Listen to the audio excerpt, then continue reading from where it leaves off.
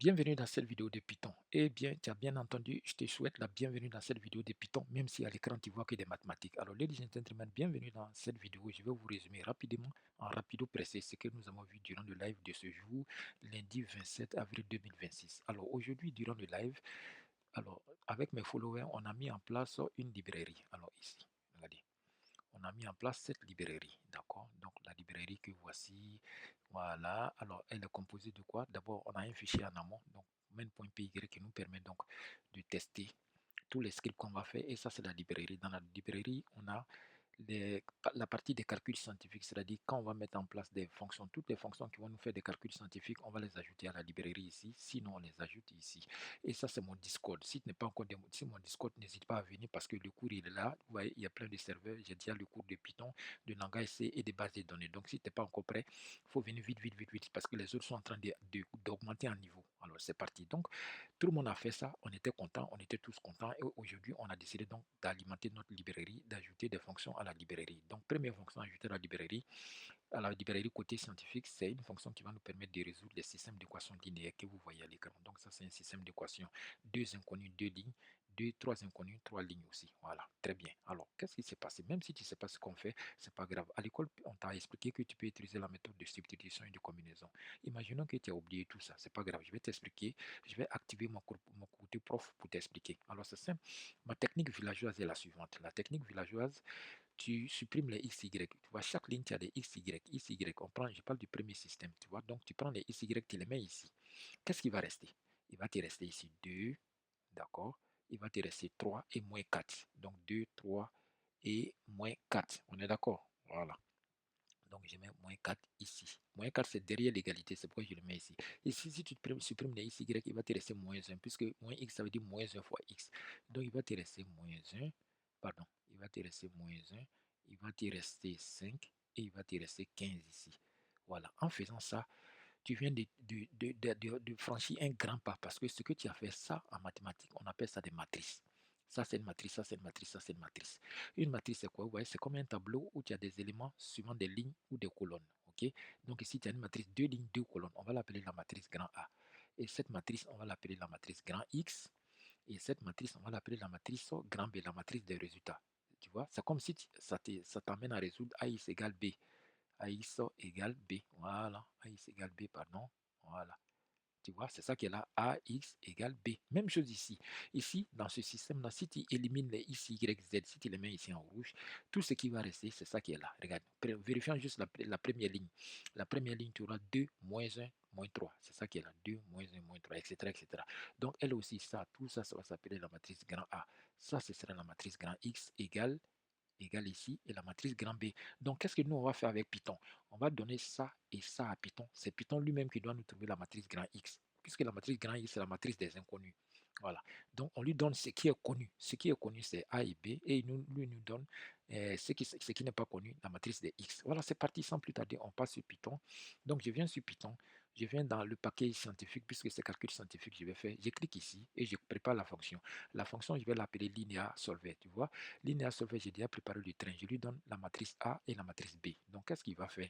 Alors, quand je lui donne la matrice A et B, les matrices sont sous forme mathématique. OK? Les matrices sont sous forme mathématique brute. OK? C'est trop brut. Je vais dire à Python, OK, quand les matrices viennent comme ça, il faut les arranger. Il faut mettre un peu de maquillage, un peu de rouge à lèvres, tout ce que tu veux pour que tu puisses travailler avec eux. C'est ce que je lui dis en français facile. Je lui dis donc A égale numpy point arrêt. Alors, n'oublie pas que je suis en train d'utiliser la librairie NumPy, c'est pourquoi je l'ai importé ici. Donc, j'ai dit NumPy, toi, tu vas t'appeler NP. C'est tout en français facile. Voilà. Tu vois, programmation, c'est pas compliqué.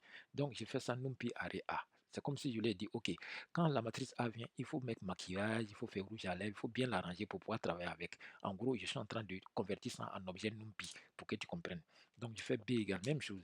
J'ai fait NumPy.array et je lui donne B. Voilà, donc très bien. Là, il les a travaillés. Maintenant, on peut travailler avec A et B tranquillement. Donc, je lui dis solution. Je lui dis résout et donne-moi la solution. Donc, je mets solution égale. OK, solution égale. Donc, je fais numpy. Donc, je dis numpy. Va dans ton objet linéaire algèbre. Donc, line ALG, ça veut dire va dans l'algèbre linéaire. Prends la fonction solve ou bien la méthode solve et puis prends A et B et puis tu les résous. C'est tout en français facile. Cette ligne, c'est ce que je viens de te dire en français facile. Donc, je fais juste return solution. Return et solution. Voilà, et return solution, c'est tout. Voilà, c'est tout. Une fois que j'ai fait ça, tu enregistres. Voilà, voici la fonction terminée. Combien de lignes? 4 lignes. Voilà, et tu enregistres. Et maintenant, tu viens dans la fonction main pour tester la fonction. Tu viens dans la fonction main, tu vois, je l'ai déjà importé linéaire solver. Donc, voici les A et B. On est d'accord, la matrice A, la matrice B, c'est ça qui est là. Sauf que ici, j'ai juste mis les lignes, chaque ligne dans des containers. Donc, ici, tu vois, la première ligne, c'est 2, 3 et l'autre, c'est moins 1, 5. Lui, tu vois, 2, 3, moins 1, 5. Et la matrice B, B c'est moins 1 et 15, moins 4 et 15, tu vois, moins 4 et 15. Et puis je vais lui dire de résoudre. Donc on y va. Boum. Allez, regardez, il a résolu. Regardez, il met moins 5 et 2. Les résultats, c'est moins 5 et 2. On peut vérifier moins 5 et 2. Si tu remplaces ça par moins 5, ça va faire moins 10. Ici, si tu remplaces par 2, ça va faire moins 10 plus 6. C'est bien égal à moins 4. Ici aussi, si tu remplaces par moins 5, ça va faire moins 5. Ça fait 5 plus 10. 10, 5 fois 2, ça fait 10. Donc, ça va faire 15. Tu vois, ça marche. Donc, Python, il a complètement raison. Maintenant, donnons-lui cette matrice. La matrice, là, c'est ici, là. Donc, pour ne pas ressaisir, j'ai déjà sauvegardé. Je vais juste copier. Voilà, je l'ai mis ici. Il est déjà prêt. Elles sont déjà prêtes, les matrices. Je vais venir juste donner ici. Donc, j'enlève ceux-là et je mets ça. Alors, je vais juste arranger ici. Voilà, A. Voilà, la matrice A et la matrice B. On est d'accord, hein? Et B, c'est 1, moins 4, 22. Regardez. 1, moins 4, 22. Et ici, première ligne, par exemple, 2, moins 1, moins 3. Regardez ici. 2, moins 1, moins 3. Donc, je n'ai rien fait d'extraordinaire. Sauf que ici, je vais ajouter Z, puisque eux, ils travaillent avec eux, c'est 3 solutions Z. Et je vais préciser que Z, puisque la solution, c'est un tableau. Donc, Z, ce sera tableau avec l'élément 2. Voilà. Voilà, donc ici X c'est l'élément numéro 0 du tableau, Y c'est l'élément numéro 1, et voilà, et je vais juste lui dire d'afficher aussi Z, donc je mets ici Z égale, je mets mon accolade, je mets Z, et je lui dis d'afficher deux chiffres après la virgule seulement, donc 2F, voilà, et une fois que ça c'est fini, j'enregistre. Voilà, tu peux faire des raccourcis, hein, mais comme c'est une vidéo, j'ai fait pour que tu vois tout.